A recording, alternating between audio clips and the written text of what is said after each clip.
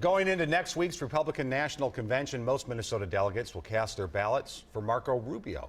But the state's delegation expects to leave the convention in Cleveland united behind Donald Trump. Pat Kessler is talking to some of the delegates ahead of next week's big show. Minnesota's the only state in the country Marco Rubio won. Thank you, Minnesota. God bless you. Thank you. That's why most of the Minnesota Republican delegation is committed to vote for Rubio on the first convention ballot. That doesn't matter to Sherry Auclair. It feels fabulous. She's an exuberant, happily committed Donald Trump delegate. I need to have the public see that there's a lot of people like me that aren't afraid to hold up the sign and say, you know, I support Donald Trump. Minnesota's delegation includes 17 Marco Rubio delegates. 13 are committed to Ted Cruz. Only 8 are Donald Trump delegates. I think it appears to be a very close race. For Rubio delegate Ben Golnick, Trump is not his first, second, or third choice, but he expects Minnesota Republicans to close ranks. I think like any candidate, people have different concerns. I know in the Democratic Party you have a number of Bernie Sanders supporters who are still not entirely, behind Hillary. So I think you'll see that divide. But I think ultimately both parties are going to come together. Despite Trump's string of primary victories, there's a movement to unbind convention delegates so they can vote for someone else.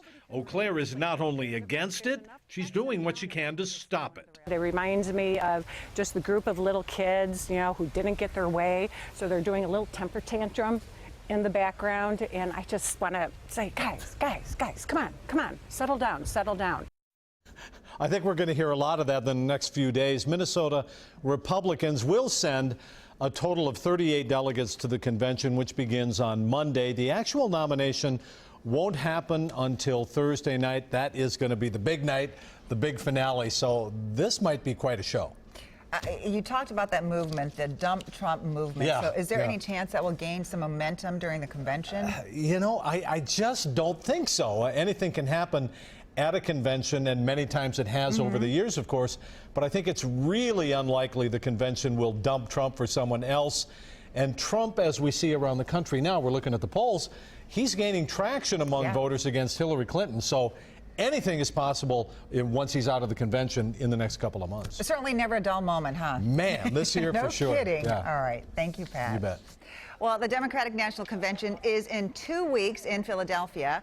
And today, the presumptive Democratic nominee Hillary Clinton held a private meeting with high-ranking senators, including Bernie Sanders. Several of the attendees are also on a reported list of vice presidential candidates, including Elizabeth Warren of Massachusetts and Ohio Senator Sherrod Brown.